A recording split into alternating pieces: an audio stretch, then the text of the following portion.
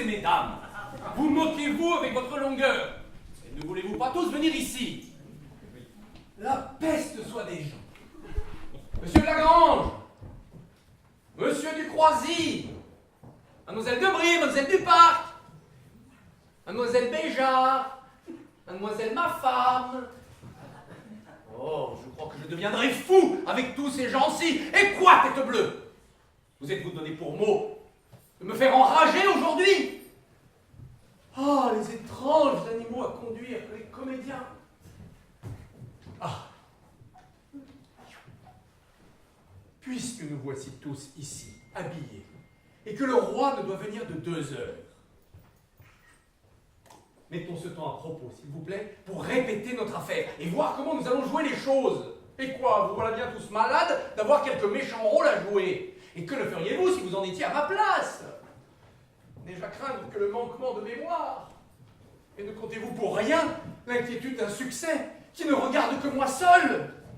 Croyez-vous que ce soit une petite affaire que d'exposer quelque chose de comique devant une assemblée comme celle-ci? Et devant le roi. Les rois n'aiment rien tant qu'une prompte obéissance. Et ils ne se plaisent point du tout à trouver des obstacles. Ils veulent des plaisirs qui ne se fassent point attendre. Et les moins préparés leur sont toujours les plus agréables. Il vaut mieux s'acquitter mal de ce qu'ils nous demandent que de s'en acquitter pas assez vite. Et si l'on a la honte de n'avoir pas bien réussi, on a du moins la gloire d'avoir obéi vite à leurs commandements. Mais répétons s'il vous plaît les vers de Monsieur de Corneille. Cessez de vous en plaindre. À présent le théâtre est en un point si haut que chacun l'idolâtre.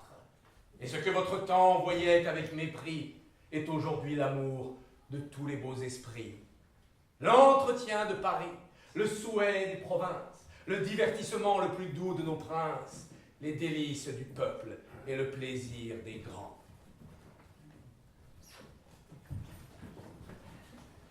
D'abord, se maquiller. C'est face à soi-même que l'on devient un autre. Les lampes, toutes allumées autour du miroir, l'œil dans l'œil. La précision et la mesure. Le maquillage est ce moment où l'on se retrouve pour une brève cérémonie d'adieu. Base, fond de teint, couleur, crayon, poudre, cheveux, dans l'ordre, toujours, le rituel de la disparition-apparition. Au fil des ans, moins besoin d'appuyer pour marquer les rides, nécessaire en revanche de forcer sur l'anticerne, de passer quelques teintes châtains sur les tempes de cendre. La vie maquille le comédien de fards pérennes et sans pitié. Le maquillage, c'est le masque vivant, c'est le léger abri de mes pensées. Et si je suis sombre, ce n'est rien, puisque ma joue est rose. Pendant le maquillage, le comédien ne se regarde pas. Il scrute chaque élément de son masque, comme un morceau de faïence à peindre. Il prend un œil lointain pour juger de chaque détail. Il est, enfin, un moment de ce cérémonial où les deux êtres n'en font plus qu'un, où leurs regards se croisent dans l'effroi et dans l'incandescence des derniers instants avant le lever de rideau. Ce regard au fond de soi-même est un gouffre de solitude. Partir, vite, en courant, mourir, tuer quelqu'un, tout vaut mieux qu'être là, fuir.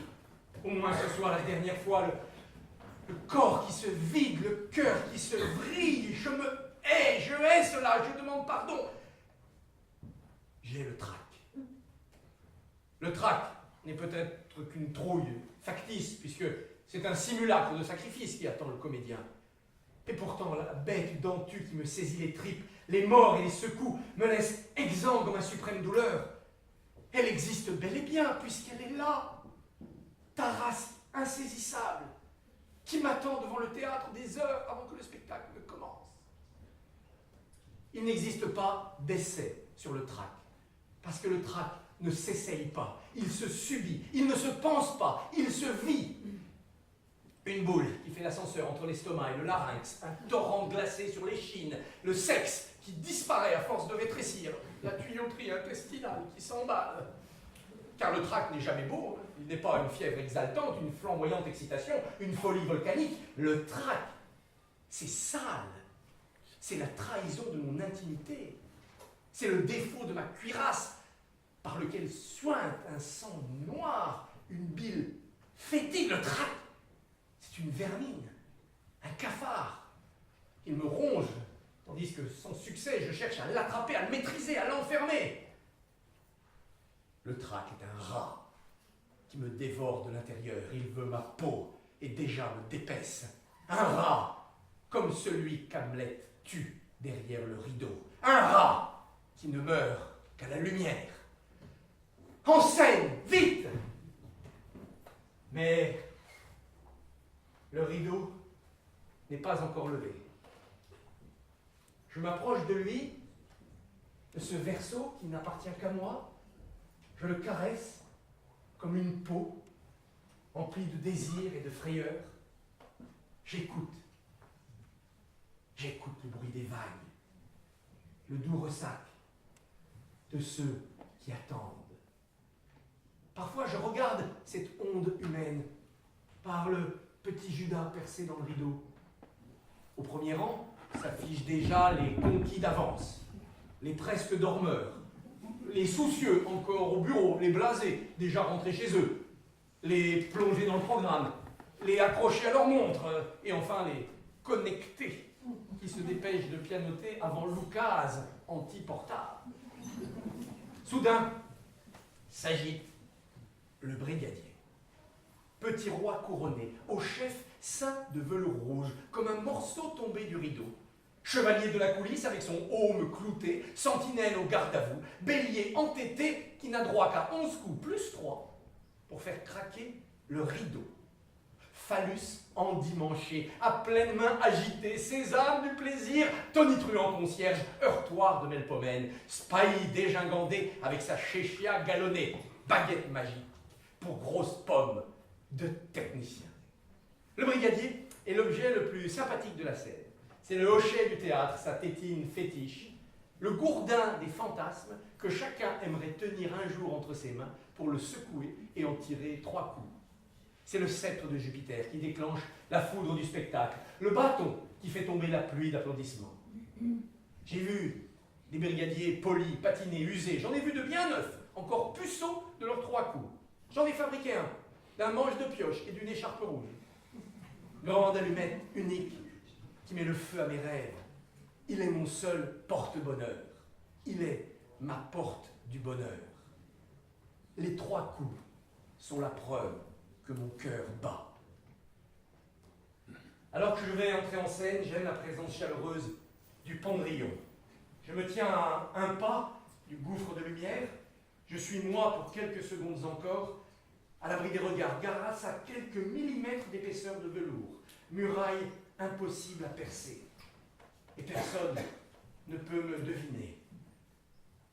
Je vais entrer en scène, je suis seul avec mon trac. Et le Pendrillon est la dernière personne à me prendre dans ses bras. Enfin, la scène. Petit rond de sable ou immense carrière, minuscule timbre noir ou cour d'honneur. Mais la scène, c'est d'abord la skéné grecque.